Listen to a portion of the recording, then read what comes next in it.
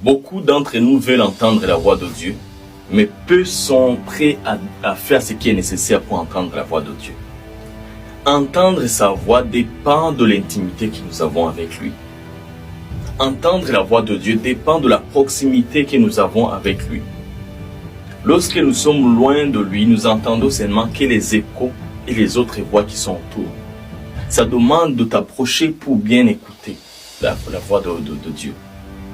Imagine, tu as un ami proche auquel tu as l'habitude de parler des choses personnelles. Est-ce que tu parles ces choses personnelles ou ces secrets ou des choses importantes lorsque tu es dans la foule des personnes, lorsque cette personne est un peu loin de toi? Non. Mais tu parles avec cette personne selon la proximité physique qu'il a avec toi. Parce que c'est plus facile de lui parler dans son oreille. C'est plus facile de dire ou de partager ce que nous avons à cœur à nos amis lorsque nous sommes dans une pièce où il n'y a pas beaucoup de monde, on est juste seul entre nous et on a l'habitude de converser, de dire ces choses qui sont importantes à nos yeux. C'est pareil avec Dieu.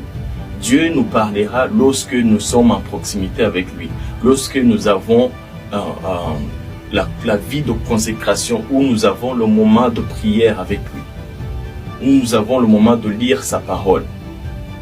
Dieu veut nous parler par rapport au plan qu'il a sur notre vie. Mais malheureusement, on est très éloigné de lui, on est très distrait et on est très charnel. La première chose qu'il faut savoir, que c'est Dieu. Il faut savoir que Dieu est esprit. Et Dieu parlera toujours à ceux qui sont connectés spirituellement. Mais ceux qui sont connectés à l'air ou attachés à l'air désir charnel, à l'air désir émotionnel, il est impossible, il est même très difficile d'entendre la voix de Dieu. Ou peut-être tu peux même entendre la voix de Dieu, mais tu ne vas pas obéir parce que on est attaché à nos conforts. On est attaché à des choses que nous maîtrisons. Parce que tout ce que Dieu va toujours te demander de faire, ça va demander la foi. Et c'est des choses qui peuvent sembler comme si c'est la folie.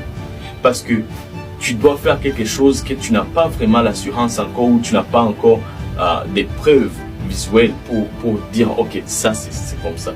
Mais Dieu nous parle toujours souvent dans le futur. Il nous dit souvent selon ce qui va suivre après. Comme nous ne connaissons pas le futur, nous préférons rester avec ce que nous maîtrisons déjà. Il faut comprendre que Dieu est spirituel. Il peut te demander, par exemple, d'abandonner peut-être